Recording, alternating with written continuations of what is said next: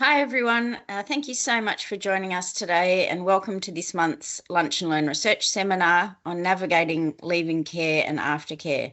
I'm Jessica Stewart, I'm the Executive Director of Family and Community Services, Insights Analysis and Research, also known as FACSIAR in the New South Wales Department of Communities and Justice. Before we get started, I'd like to acknowledge that wherever we are joining today's webinar from across New South Wales and the rest of Australia, we're living and working on Aboriginal land that was never ceded. I'd like to personally acknowledge the Bidjigal people, who are the owners and First Nations people of the area in which I have the privilege of joining from today. I'd also like to pay my respects to all First Nations elders past and present, and I'd like to extend that respect to our Aboriginal colleagues joining us today. I'd also like to warmly welcome all of you, our webinar participants that we have with us today. We have close to 1,500 people registered, which just shows the importance of this topic to so many of you supporting young people. In today's FACSIAR Lunch and Learn webinar, we'll be hearing from Professor O'Donnell and Dr. Lauren Parsons, who will present findings from a recent longitudinal study of young people transitioning from care, highlighting specific pathways that may be influential to a range of post-care outcomes. We'll then have Scott Wheeler and Melissa Pearce from DCJ, who will present and discuss the various leaving and aftercare services available for New South Wales care leavers. Following this, we have the privilege of speaking with a representative from Youth Consult, who will highlight things caseworkers should consider when working with young people preparing to leave care. After the presentation and the panel, we'll have a short Q&A if we have enough time. So please make sure you put any questions for our speakers in the chat box during the presentation, and we'll either answer those in the chat box or I can come to these questions at the end during the Q&A session. I also wanted to let you know that this session will be recorded and posted to our FACSIAR web page. So anyone who's registered for the webinar will receive the link to the recording about a week following the webinar. So at this time, I'd like to introduce our presenters for this afternoon. So Professor Melissa O'Donnell is Deputy Director of Research at the Australian Centre for Child Protection at the University of South Australia. Melissa is an internationally recognised researcher in the area of child maltreatment and child protection systems and has utilised population-based linked administrative data for over 15 years to contribute new knowledge and evidence for the prevention of child abuse and neglect and removal of children into care. Welcome, Melissa. Dr. Lauren Parsons is a research fellow at the Curtin School of Allied Health at Curtin University. Her research focuses on the participation of vulnerable children and young people through the development and evaluation of innovative interventions and approaches to service delivery. Lauren seeks to promote evidence-based policy decision-making and practices that reduce system barriers and provide effective and tailored supports to vulnerable children and young people. Welcome, Lauren. Scott Wheeler manages the public-facing complaints and feedback teams for Community Services and Homes New South Wales. This includes the Care Leavers Line, a unit that provides information and advice for those who are leaving care or who have already left care. And Melissa Pearce manages programs and initiatives that support care leavers across New South Wales and has been working in out-of-home care programs for more than a decade, with a particular focus on carers and care leavers in that time. Most recently, she has focused on the expansion of the specialist aftercare program and improving uptake of education and training opportunities for New South Wales care leavers, including DCJ's university scholarships. After the presentations, we'll hear from Teresa Chen, a representative for Youth Consult for Change, who I'll introduce after the presentations. So thank you again so much for joining us, and please go ahead, Lauren and Melissa. Thanks very much. I would also just like to begin today by acknowledging the Whadjuk people of the Noongar Nation as the traditional owners of the land where I live and work, and pay my respects to their elders past and present. And also would like to acknowledge the Aboriginal young people who have participated and contributed to the research that we're presenting today.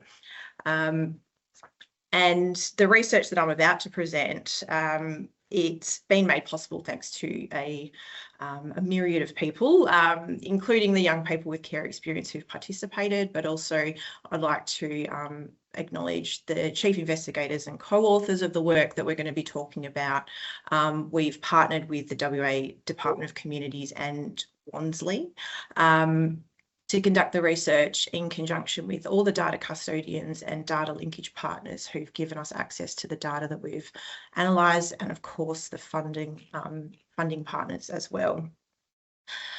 So Navigating Through Life is a research project that we've been working on for a few years now. It's got three key aims that we're trying to achieve through the research. The first one is to look at pathways through systems and the related outcomes for young people who are in care and transitioning from care in WA. Then at the same time, we're hoping to sort of map those pathways, but also the lived experience of young people as they're leaving care or after exiting care as well. And through that process, we're hoping that we'll be able to identify some key factors for meeting the needs of young people that are associated with really positive transitions from care and lives into adulthood as well. And the way that we are doing that is we've got a couple of different approaches. What we're calling our study one is a data linkage study. So that particular study is using, it's accessing linked administrative data across government departments here in Western Australia. And it's a really neat study, or a really neat approach, because it gives us sort of a view of the whole population in the state. And it means that we can sort of look right back in time from birth up until sort of now and people's access within different government systems. And then we also have a second study, which is following alongside with young people as they go through that transition from care and after exiting care.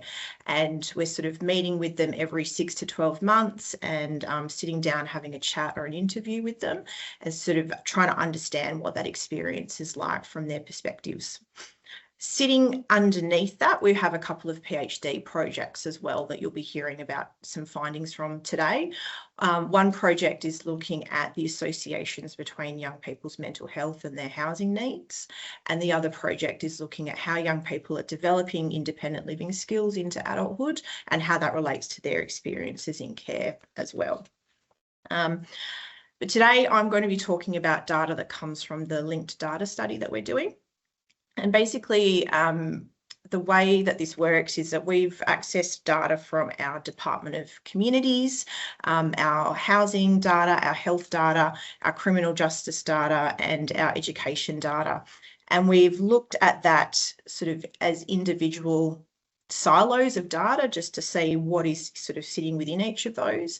And now we're also starting to look at how are those, how is the information in those domains sort of linking to each other, and what factors in one domain might be related to the factors in another. So the results, I guess the findings that I'm about to speak about, they have just recently been published in the Journal of Child Abuse and Neglect. The reference to the studies there, and I think it's also in the notes at the end. And this one is it's an open access publication as well, so it's not hiding behind a paywall. Anyone should sort of be able to access it. And I'm just going to give you, I guess, a bit of a taste of findings that are in here. There's a lot of analysis, a lot of data that's been analysed, and I'm just kind of pulling out the key sort of highlights of the findings that we found. And so the way that this study has been designed, or what we wanted to do, is sort of understand how young people in WA who have a care experience, how are their outcomes looking when we compare that to other young people in the WA population who have never had any contact with child protection systems before. But also, what are we seeing when we compare that to that group of young people who have come into contact with the child protection system at some point, but weren't removed and haven't had a care experience. And so what we're going to look at is the findings from some of the health data that we've got, some of the housing data that we've got, and some of the criminal justice data that we have as well. But just to understand what these three groups within the population sort of look like, the largest group is that no child protection contact group, and the smallest group is the out-of-home care group in the population. In terms of sort of gender split, we've just got access to information about male and female genders, and it's sort of a 50-50 split across all those groups. That's really quite similar. But as we would expect within Western Australia, is we are seeing a really high overrepresentation of Aboriginal children and young people in that out-of-home care, but also the child protection contact group as well. And we're also seeing larger numbers of children and young people who come from backgrounds of, I guess, socioeconomic disadvantage, who are sitting in that child protection group and the out-of-home care group as well. Just to, I guess, give a bit of a picture of who are we seeing in these groups. And when we take a look at their health, I guess, information that we can see how often are these groups of children and young people coming into contact with our hospital system. And the numbers that we're presenting here today are odds ratios. And I guess for anyone who's unfamiliar with what that means, it's looking at, I guess, what are the chances that one group is going to have a particular outcome or experience compared to another group. So the first column in the data is showing us what are the chances that someone with a care experience is going to have this outcome compared to someone who's been in contact with the child protection system. And then that second column is about someone with a care experience compared to someone who's never been in the child protection system. And so what we're sort of seeing broadly across our health data is that those with a care experience in WA as a group are sort of 2.5 times more likely than those with no contact with child protection to be hospitalised at some point. And when we drill down into the reasons for why these young people are coming into contact with the hospital system, we're seeing that there's sort of 6 times or even up to 60 times more likely to be hospitalised for maltreatment, and also sort of increased chances of being hospitalised for assault. And we're also seeing that we've got increased likelihoods of hospitalisations for things like mental health or psychosocial needs as well. Anything that's sort of physical health related, the odds of those are much lower compared to these mental health and psychosocial needs. When we look into our housing data, we were looking at how often are these children and people in the population accessing our public housing system, and looking at that through applications for social housing, but also tenancies over time. And again, what we're seeing is that across their lifetime, those with a care experience are sort of 2 up to 9 times more likely to be having be in households that are having multiple applications to access public housing, and up to 80 times more likely than others in the population to be utilising public housing over the long term. So sort of having 3, 4, 5 tenancies over time with the housing system. And then when we get in and have a look at our criminal justice data, again, what we're seeing is much higher likelihood of coming into contact with the police for an offence and having an offence registered with police.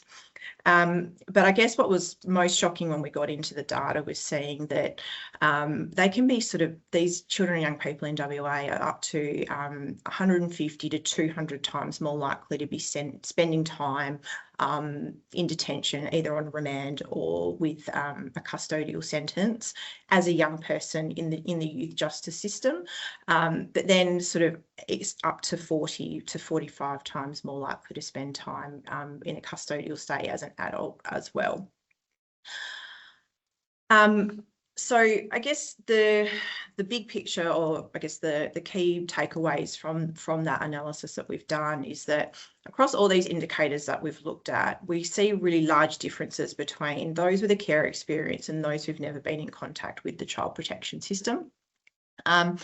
But what we also see is that those who have come into contact with child protection but haven't had a care experience are still faring better than those who have that care experience.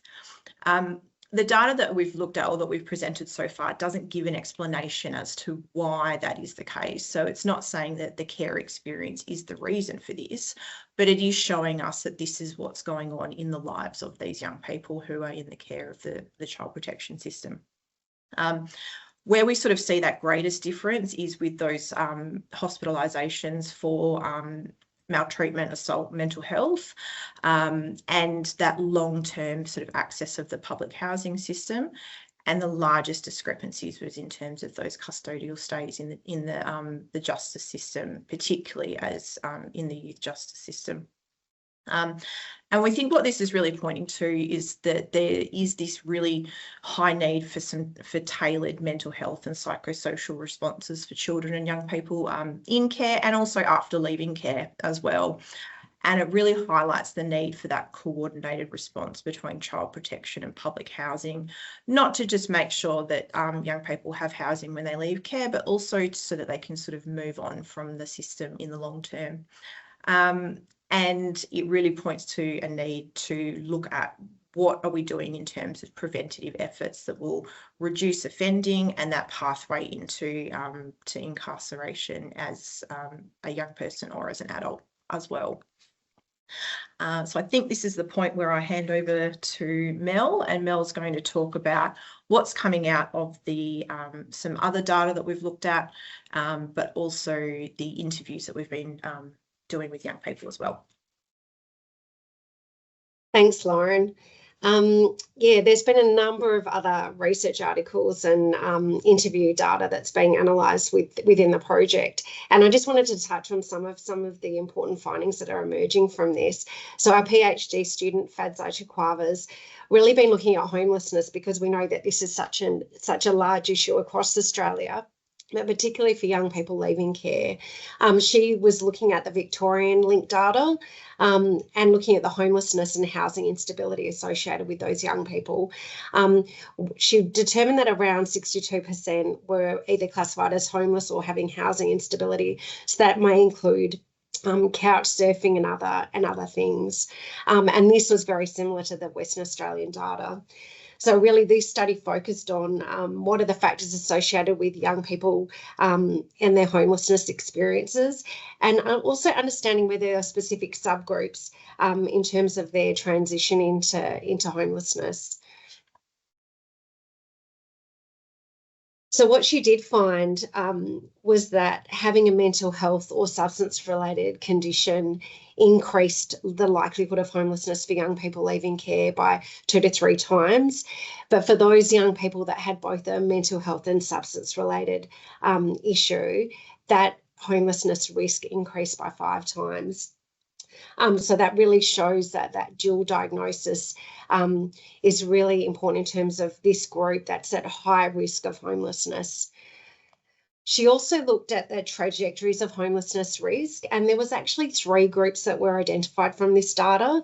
So there was the largest group was a moving on group that had a fairly lower risk of homelessness, and they were doing fairly well after leaving care, but there was a slight increase risk over time, but it didn't reach the levels of some of the other groups.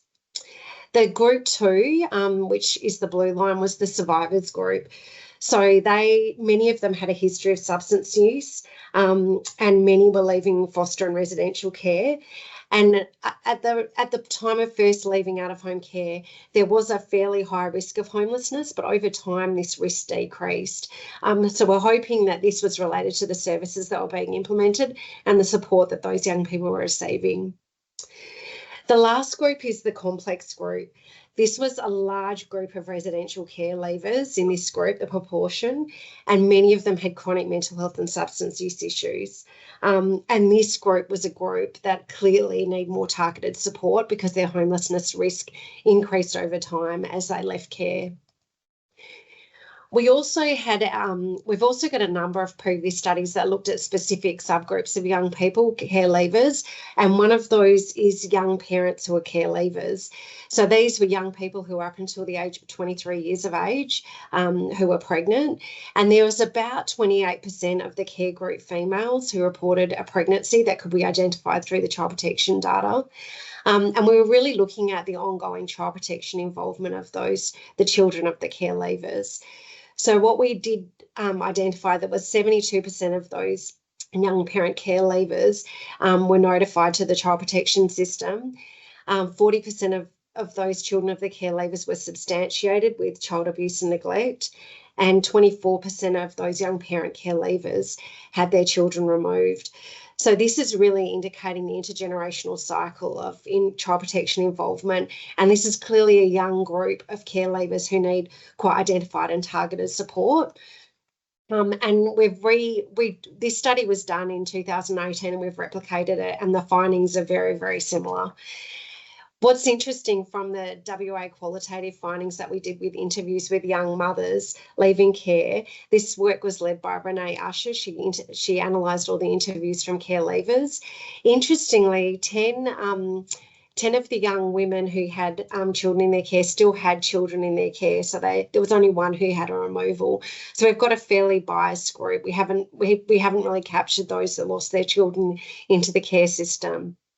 But in saying that, there were a number of themes identified which really resonated, that many of the mothers felt that the leaving care planning and post-care support didn't meet their needs as mothers, particularly around parenthood.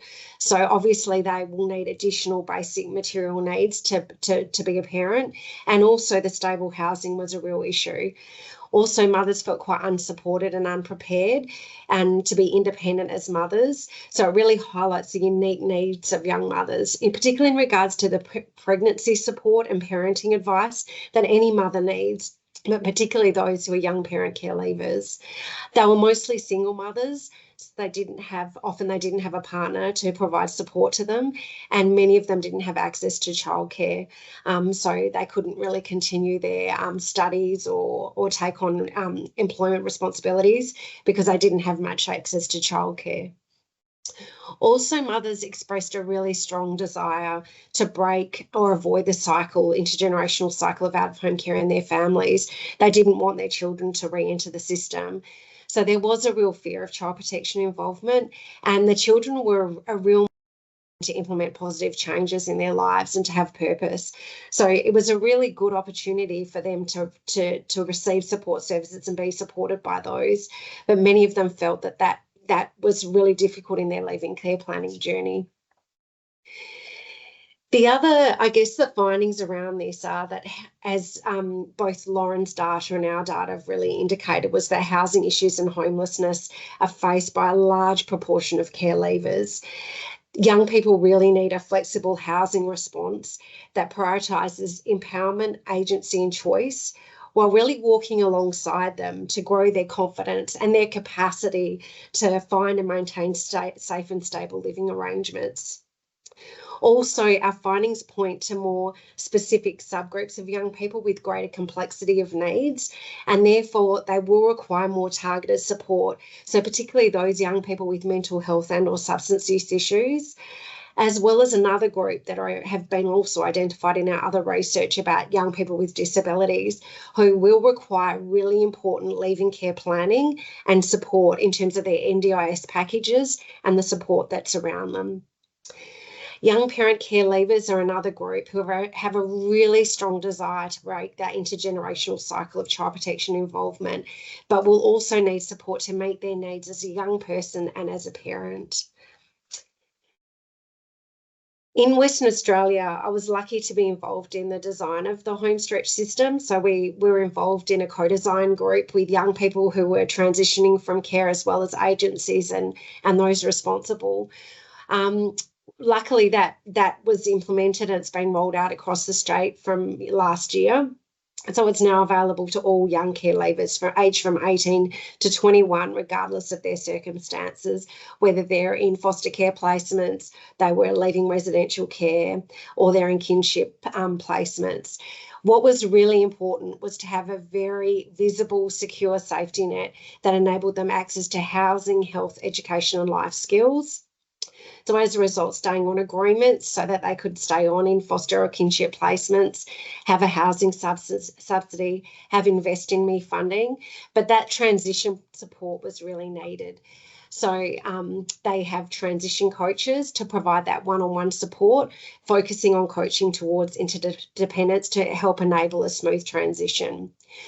Also, a really important focus is developing a support circle for a young person leaving care. Often young people leaving care don't have the extended family or social supports that a lot of other young people would have. So enabling them to establish an enduring network of personal, family and community connections is really important. Obviously, there will be need for ongoing evaluations of this, just to ensure that what we're hoping is that those outcomes that Lauren's been sharing we can change those outcomes to young people leaving care. But also, I know that Andy Kazim has led the community of practice to really enable those new leaving care providers who are providing the home stretch program can really do that in a way that really builds the capacity of young people and also the skills of those who are working with young people.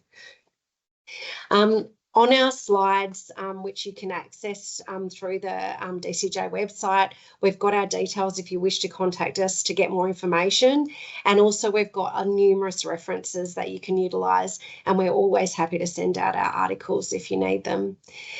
And now I'll pass you over to Melissa Pearce. Thank you. Thanks for that. Such great insights, particularly I found the information about young parents as care leavers really interesting and kind of leads into this section of the presentation. So today, Scott and I are going to talk to you about leaving and aftercare sort of more broadly in New South Wales. I'm Mel Pearce, Manager Leaving and Aftercare, and Scott, I'll hand over to you. Yep, g'day, Scott Wheeler, Client Feedback Manager for DCJ. I primarily look after a lot of the complaints teams for child protection and housing, but today I'm talking about the care leavers line, which I love talking about the care leavers line. Mel and I are working on the lands of the Barramadigal people today, which is just a sunny, amazing, wonderful place. And we pay our respects to elders past, present and Aboriginal colleagues here. Thanks, Scott. Okay. First of all, I wanted to give a plug to the New South Wales Care Leavers Charter of Rights. You may or may not have heard of this wonderful document that was developed with our UC Change group, our young advisors. This is not the full version. There is a full version and we can provide that link, but I really wanted to kick off with some of the things young people have already told us about working with them to develop and prepare them for young adulthood. I'm not going to read all of these, but I will read two of them. Listen to what we want and need. Ask questions, help us understand ourselves and our options so we can make good decisions. If I have to chase you, I feel like I'm not important. And at the bottom there, we've got a bit of a tip, which I think is really practical. Be persistent and consistent and build a good relationship when you're supporting a young person. So when you're looking at planning and preparation with a young person in out-of-home care in New South Wales, we really encourage you to go into planning with two really key words, planning that is hopeful and realistic. Begin by assessing capacity, strengths and goals and hopes. And what are the steps that need to happen during those teenage years? Really, this is our great early intervention during those teenage years. What are the stepping stones that a young person might need during that time? Talk about supports, entitlements, financial and other sorts of supports. And remember that tailored planning shouldn't be a cookie cutter approach. It's not an administrative process. It's about practice, conversations, but also knowledge and insights. Think about study, training and employment and what are the game changers for the young person you're working with, and making warm referrals to other programs and services. And can I just say that you can't make a warm referral if you don't know what's on your patch. Get to know what's on your patch. There are some statewide programs and services, but often there's locally based, community-based programs and services that young people can be referred and connected to. Building a personal support network is so important. Community and culture, mentoring, hobbies, sports, social skills. It might be as simple as joining the local netball team and having that same group of netball team members for the next 5 years. That could be your personal support network if you don't live close to family or you're not connected to your family in some way. We want to really create a network for that young person so their lives aren't just filled with paid professionals. And most importantly, think about mental health supports, key health and wellbeing needs, and NDIS supports. And please don't forget sexual health and safety. I feel it is a conversation we think someone else might be doing. Oh, they covered that in school. Oh, the carer's talking about that with them. Don't assume, think about it's so critical that young people have the information they need. I have had caseworkers say, oh, I'm not sure what to say. Well, connect them in with a fantastic GP or the family planning clinic. It's really critical that our young people have the sexual health and safety information that they need. Thanks. As I said, early preparation with teenagers can make for a much brighter future. Leaving care planning includes support and financial assistance, so things like the independent living allowance, mental health supports, warm referrals. Ask who is doing the doing of the plan, and don't leave all the doing to the young person alone. Think about who is going to action, who is responsible for those steps. Remember that things change for young people, for our care leavers. Plans are not static documents that remain fixed once the young person leaves care.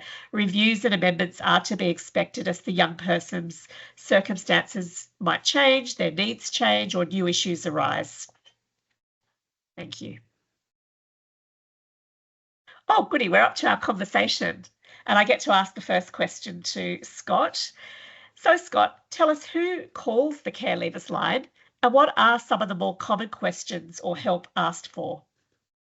100%. Yeah, so Care Leavers Line is a central team in DCJ. We cover the whole state, and we mostly hear from sort of 16 to 25-year-olds, those people approaching the age of leaving care or have left care, and their carers. They might have a question, they might have a bit of feedback for what's going on. Usually they need help with something, so they reach out to us. And our service providers, you can call us too if you want. You can have a chat with us. We don't case manage, but we will help to answer some questions. We're very much big on no wrong door, and we'll talk a bit about that later. But ideally, we never want to say to a care leaver is, oh, that's not our unit, call someone else, here's a phone number. Care Leavers Line, I mean, a lot of our inspiration is we're part of the complaints handling division, so we're professional problem solvers. Is we never want to say that's too hard, that can't be solved. A lot of the time it's just no, there's someone who can fix a problem. It's just knowing who that is a lot of the time. We also highly value the feedback we get from care leavers. Just asking them, like, what changes in the department have been good? What are we getting wrong? And what's your experience been? Some of the things we're called about, I guess, is a lot of care leavers aren't sure who to speak with. It may have been a while since they've engaged with a local office. They're unsure actually how to even access some of their leaving care entitlements or what they might be entitled to at all. A few years ago, maybe, since they had the conversation. So our team will do the running around. We'll find out who's the best person to talk to, and we'll get that person to actually call the care leaver. We also have calls. I mean, a lot of care leavers want to know about their rights. Maybe they're unsure about something that's happened, or they disagree with the decision that's been made for them. We want to make sure they have a voice, that there's a review possible, that we're going to look at something independently for them. And we'll always be honest with care leavers about what we can and can't do. We're not going to say we're going to fix everything. We'll be honest when we say that there's something here we can't to do for you. Mel, I mean, we have a lot of chats, Mel and I, which is great. I think collaboration's awesome. And Mel and I always know, yeah, things are always changing. So Mel, what supports and programs are out there at the moment for New South Wales care leavers? Thanks, Scott. We have a kind of a suite of different things that are out there, and I have another slide on that a bit later on, but I wanted to just call out some more recent changes. One of them is the introduction of the independent living allowance and staying on allowance, fortnightly allowances for eligible care leavers up to the age of 21. And the focus of those allowances is around supporting young people with rent, it might be board, and and household costs. It doesn't mean that, oh, we don't have to give them this in their plan anymore because they're getting that extra money. That money has a targeted function and purpose. It's really acknowledging the challenges for our young people getting onto the private rental market, competing with their peers. We know particularly in New South Wales, we have really high rents. So look, it's a really important introduction to have these additional targeted allowances to support our young people leaving care. The other thing is the recent expansion of the specialist aftercare program. This is a program for care leavers with moderate to high needs. So young people who are leaving care, who need that extra bit of assistance, who might need intensive casework, some aftercare support. The specialist aftercare program has is doubling its size basically, so it will help around 900 care leavers across New South Wales, and we're really excited about working with our NGOs and ACOs to deliver that program, but it really is great to think about where referrals and connections can be made, and that program is open for referrals. There's a lot more going on in the service system, and I do have another slide that talks about a few other programs. But Scott, we've got lots of opportunities and challenges ahead of us, and indeed all of us here in the sector in DCJ. I thought I'd throw to you about what you think either an opportunity or a challenge might be. 100%. I mean, Care Leavers Line is an awesome opportunity to listen. I think a lot of the time we're really good at talking about policy and giving advice and the right answers. But every care leaver has a story and we can learn a lot from them. So generally in training, I say the first thing to do is listen before jumping to solutions. Second, it's an opportunity to work with care leavers that have had bad experiences. Some care leavers have chosen to actually give us a second chance to trust us when their at-home experience maybe wasn't good. We often hear this concept of help me now, so I don't need your help anymore. We don't want to be dependent and calling the government forever. Care leavers don't want to do that. They want to be independent. The third bit I'd say is a bit of a challenge, especially for caseworkers, is don't be defensive. We inherit older policy, older casework decisions that may not have been in the best interests of a care leaver. Say sorry if we've let them down. If they've had a bad experience, it's okay. You won't be sued for saying sorry. It's not an admission of guilt. It's something good to do when that's been their experience. Mel, I mean, I know we chat to Mel. I mean, I send Mel emails all the time saying, hey, can we change this policy? Is this in the spirit? I think we've got so much opportunity. So Mel, the same question to you as well. What are the opportunities and challenges your team sees? Thanks, Scott. I think the absolute biggest opportunity is to work with young people earlier. Get in early. When you're working with a 14, 15 and 16-year-old, the game-changing practice and casework you do during those years can absolutely influence the outcomes for a young adult leaving care. Get in earlier. A great example I had recently was a young person, an aftercare worker was supporting this young person to try and access a TAFE course, but they'd have to catch public transport. They had incredible anxiety about catching public transport, and it was something that had built up over time. Now, if someone had worked with that young person when they were 14, 15 and 16 years old to address that anxiety and to get them the mental health supports that they needed then, the conversation and support at the aftercare stage would have different. It's a really simple example, but I think, we could probably unpack more of that. Aftercare caseworkers often say, oh, if only that had been done earlier, we wouldn't be at this point. So get in early with young people. What is the preparation and stepping stones that we really need to do? In terms of just another opportunity is get to know all the fantastic kind of availability of what's out there for young people. We have so many resources talking about, university scholarships, free courses, safer driving. There's just endless kind of ideas out there, but also know what's local to your patch. Community-based opportunities are really quite rich, particularly, for example, in the job readiness area, job preparation. Both the Commonwealth and the state government have invested quite a lot into some of those areas. So finding the right thing locally for a young person to be part of is also a great opportunity. Thanks. Okay, I won't read all of these out, but I just wanted to show you just some of the building blocks we have in New South Wales when you're preparing or planning with a young person in care or a care leaver, both allowances, financial supports, different programs that are out there, different the opportunity suite, as what I like to call them, things like helping young people with fines, but also we've got a nice big circle there about community. Don't forget the things that are out there in your local area for young people. You know, joining that netball team or that footy club or that hobby with some local people could be the lifeline a young person needs. They could find their connections and their tribe. It's just so important, those personal connections. Next slide. So in terms of a collective approach to care leavers, I think this Scott and I talked about this slide. If nothing else, you know, think about what are the game changers when you're working with a particular young person. You know, is it stabilising their living arrangements? Is it helping them with study and training? Is it getting them some mentoring support? Is it cultural connections? Or is it getting in early with personal support networks and establishing and building those? The no wrong door approach. Don't send young people around our large complex service system. Please help them and sort it out. And timely support, preparation and clarity about who is doing what in the plan, timely release of funds, communication with young people. That amendments are to be expected as circumstances change, and things do change. And finally, get to know our ministerial guidelines, get familiar with the wording of them, what's in them. They're a great resource, the guidelines.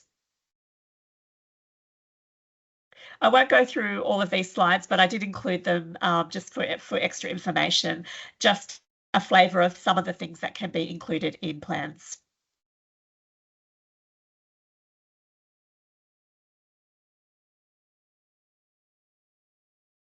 And to know what financial assistance is available and that it's included in the plan.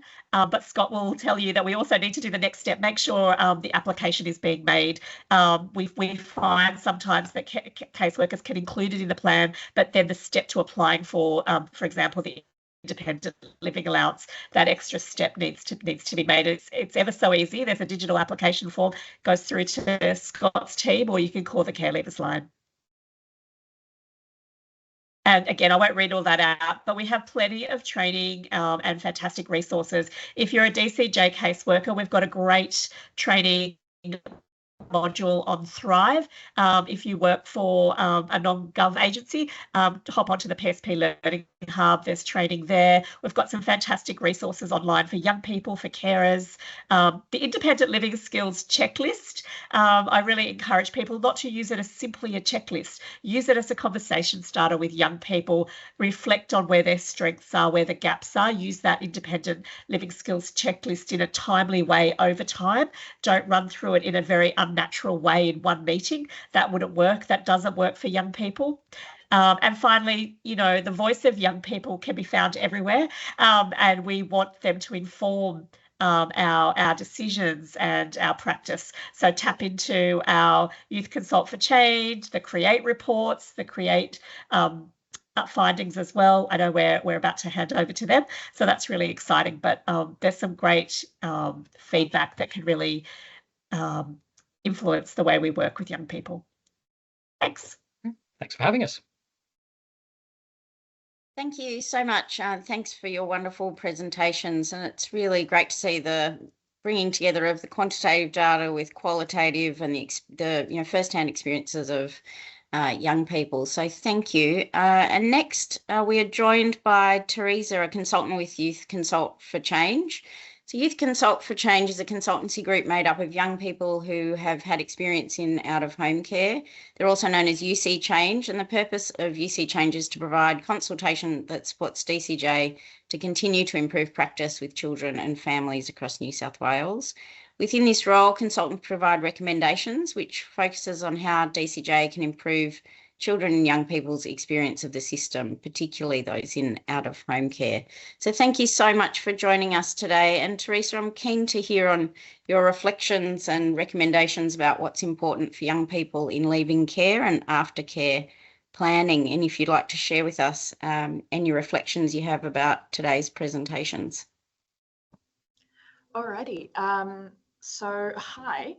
I guess I want to reflect on some of the figures and statistics that were presented in the beginning. I think often it's really quite it can be really quite shocking to hear about the outcomes, particularly for young people who leave care and then going straight into a homelessness situation, or are really facing housing insecurity, or they've kind of been involved in the criminal justice system prior to leaving care, and that's continued after they've left care.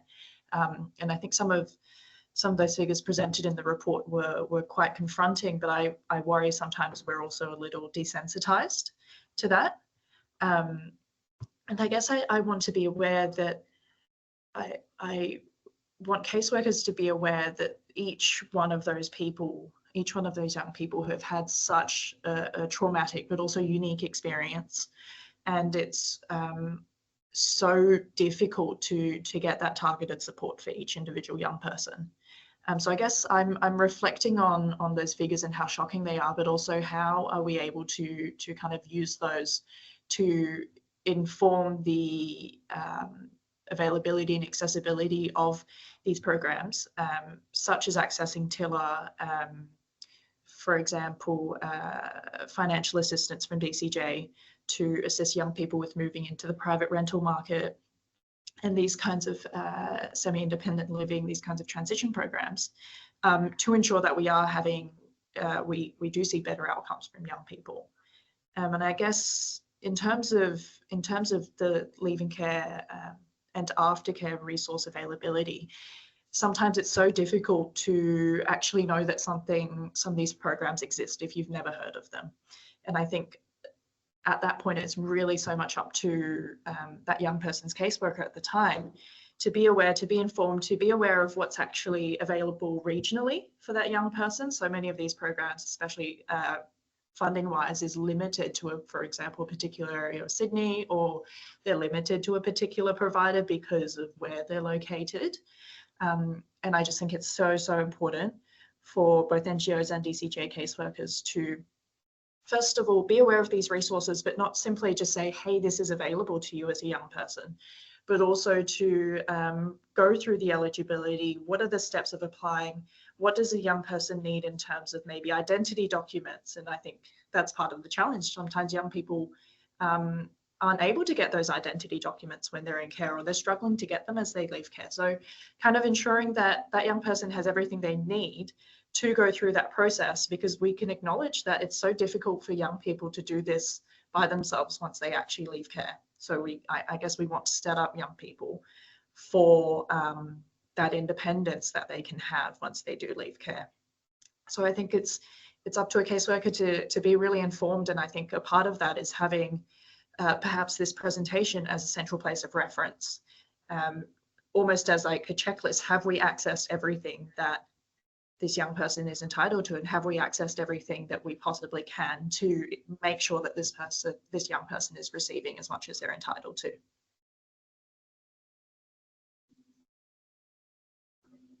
Thank you, Teresa. And if you had advice for caseworkers on, how they can really best support, I know you've mentioned some things there, but how they can best work with young people leaving care and aftercare. You mentioned that it's often really challenging to know what's available or to access support. Are there further advice you can provide to caseworkers specifically?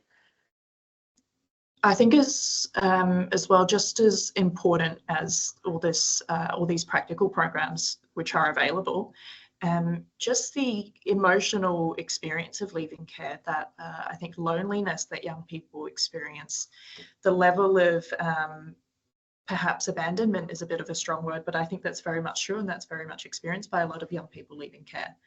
That isolation and kind of knowing that, there is help somewhere out there, but there's not a particular pathway that's been articulated to get there.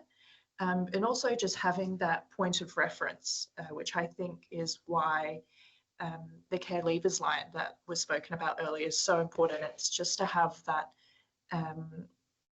that knowledge subconsciously that you've got somewhere to go if you have a question, There's someone who's going to validate your experience, but also recognize that it's not silly to be confused. It's a really confusing system inherently. And to have someone there to decode and walk you through that. I think another thing is also, I think caseworkers perhaps need to recognize that each young person's leaving care experience is so unique and it's so different. And I think you can't truly appreciate the scale of how isolating and how different it feels once you do have that independence. And I think it's only when you do have that independence is when you can really reflect and understand what perhaps you would have needed at the time, which is why I think it's so important for caseworkers to connect with the young people who are of that leaving care age, maybe kind of 16 and onwards.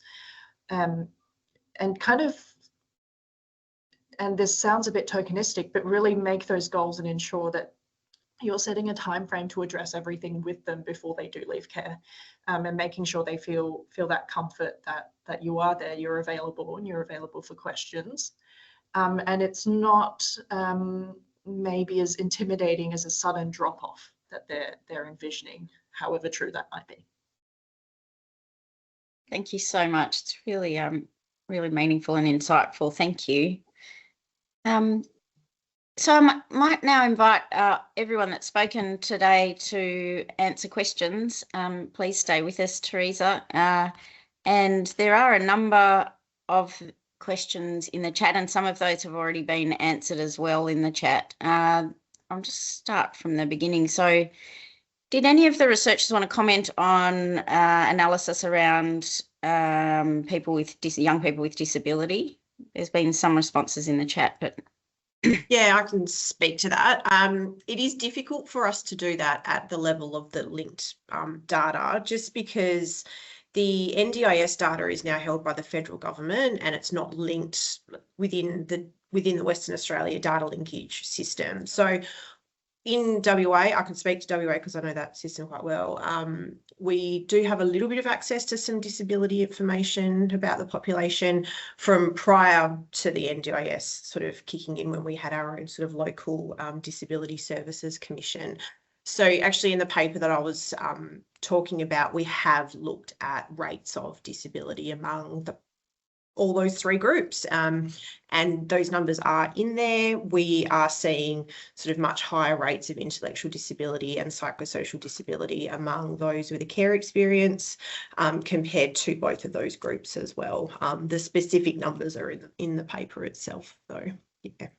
Thanks, Lauren. And it's a similar experience in New South Wales. So hopefully over time we'll get access to the NDIS federal data. Thank you. Yeah. There's also a few comments and support for a discussion around differences across different SIFDUs and what they approve, and that can be different, and how we can get more consistency or better awareness of what can and can't be approved. Mel Pearce, did you want to answer? Yeah, look, I think it's one of those questions that doesn't have a neat answer. I think we should acknowledge that there are some differences.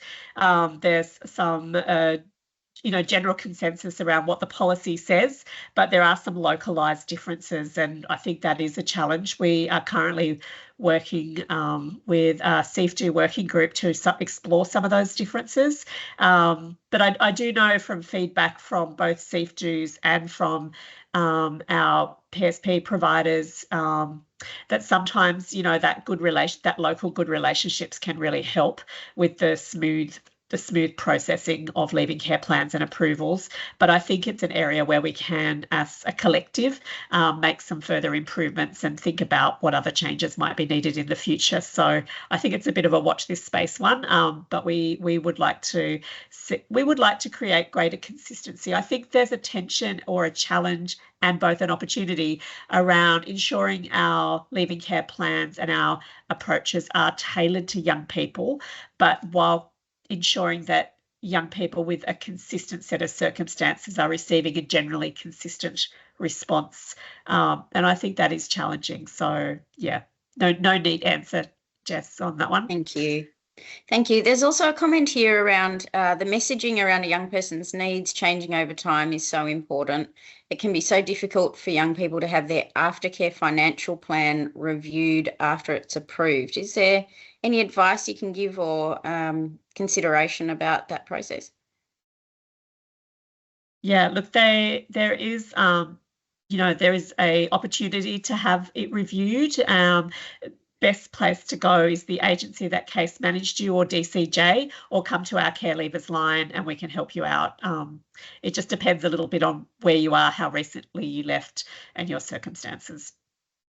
Yeah, I'd throw in there, if there's a speed bump, if the wheels are falling off somewhere, give my team a call. We love smoothing out things like that and getting consistency. Thank you, Scott. There's another comment here. Unfortunately, young people not quite ready for independent living and enter a SIL are not eligible for ILA, even where rental payments are required. Is this something that may change?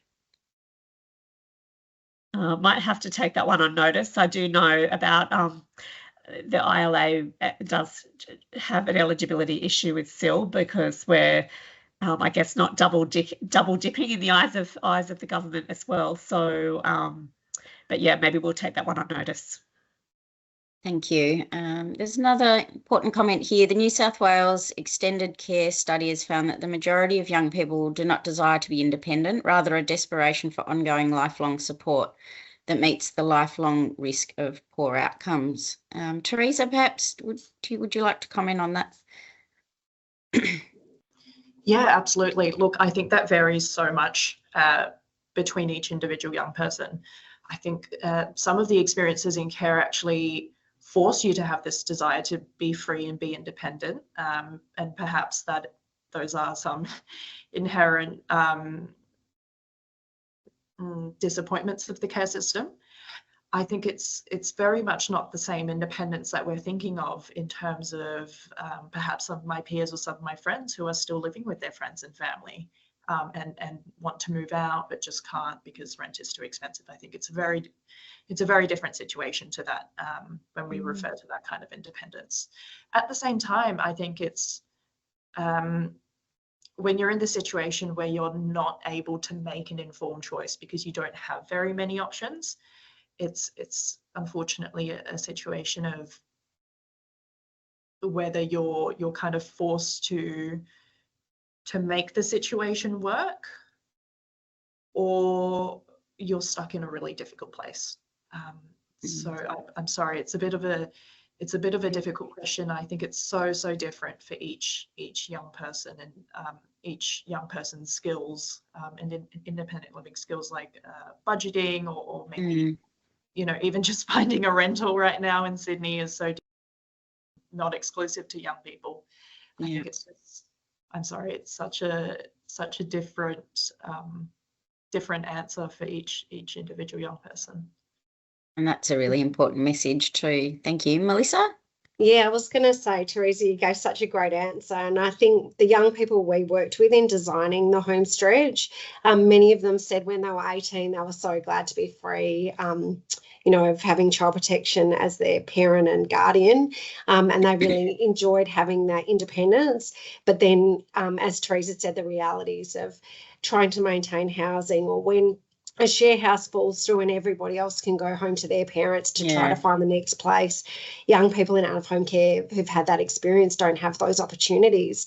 And that's when the need for interdependence, and that's what we really talk about, interdependence. So when you need the help, you know where to call and you've got a support person who's willing to walk you through those challenges. Or if you have an unexpected, you have a car accident or something goes amiss that wasn't in your leaving care plan, or you fall pregnant and you need that support. So it's really about working with that young people where they're at in those goals. And as Teresa said, those things can change over time as well. And that's what's needed. Thank you. So we're almost at time. So there's another comment here. Given the evidence about the link between care leaving and homelessness, are there jurisdictions that have successful proactive policies that offer prioritisation of social housing to care leavers who need it? I know Victoria are now trying to do their leaving care housing and support initiative program for young care leavers. Particularly, it's more focused on those who've been on long-term care orders, but there is some work being done. I know in WA they're also trying to prioritise them on the housing waiting list, but we know those housing waiting lists are up to 2 years, and in some regional areas there is no housing. So this is a really important issue. It's an issue across the nation. But for our most, vulnerable young people who've been in care, this is a group that really need that sustained support. So yeah, I don't know if New South Wales wanted to comment on that. Yeah, I mean, we know it's a huge area where we need to do better, and it's one of the reasons why allowances like Your Choice, Your Future have come out. We know it's not going to solve all the problems. Being at an interesting crossroad between child protection and housing, I get to facilitate some great conversations and projects in this space to say, let's think a bit differently, because what we've been doing for the last however many years, there's better ways to do it. And it's the advice and the feedback and the studies that we absolutely look into. Thanks, Scott. And I'm sorry we're at time, but I might, if we're able to just go over a few minutes, there's a number of other comments in the chat which we'll reply to over time, and you'll receive those. But can I just go to our presenters and say, if you had one piece of advice to give caseworkers working in this space, what would it be? And I'll start with you, Lauren. Yeah, sure. I think, yes, some of the sort of statistics and data that we presented today is quite shocking, but I don't want it to be disheartening. I want it to be, I guess, thought-provoking and to get people to think about how can we help build the protective factors that young people need to sort of prevent these outcomes for people. And I think Melissa P was speaking to some of the things that I've been thinking about in terms of that sense of connection and community, and not, I guess, having those things around you are probably the best protective factor in terms of mental health, improving mental health. Sense of connection to community is also a really important protective factor around criminal justice and offending behaviour as well. So thinking really creatively about ways that we can build those into young people's lives, I think, is really important, not just in terms of leaving care, but along their whole sort of care journey as well. Thank you, Lauren. Melissa O'Donnell. Yeah, I just want to reiterate Teresa's point about the need for transition support, and that it needs to be individualised for each young person for their unique needs and their goals. Thanks, Jess. Thank you. Mel Pearce. I think apart from starting earlier with young people, I think we probably really need to strengthen mental health supports and get in early with those. So if you're working with a teenager, think creatively about what mental health and well-being looks like for that young person, and really ramp that up, because the research is telling us a story. There's a lot of research out there relating to mental health, and mental health is the game changer. If you've got strong mental health, that's going to allow you to catch that bus to that TAFE course. If you've got anxiety, I go back to these simple examples, but let's strengthen that aspect of our planning. Thank you, Scott. Yeah, pretty basic. Listen first, then problem solve. It's okay to say sorry, and you can call me now. So we'll talk later. That's fantastic advice. Thank you, Scott. And Teresa, I'd like to finish with you. Thank you again for joining us today. Thank you. I guess I wanted to kind of revisit that point of being really adaptable once young people have left care. I think sometimes young people end up performing a little bit worse for wear than they've expected once they've gained their independence, and it's so important that they're able to reach out and adjust their leave and care plan, adjust their funding, ask for something that they need, because that ensures that we're continuing on that theme of setting young people up for success. Thank you. Thank you so much. And thank you everyone for attending today. So you'll receive an email with a link to this presentation in the next week or so. The slides are already available on our website. And there's a whole bunch of additional materials relating to the webinar there. Thank you again so much to our presenters.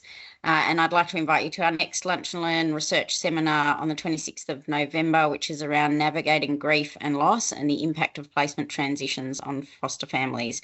So we hope to see you there. Thank you again so much, and have a fantastic rest of your day.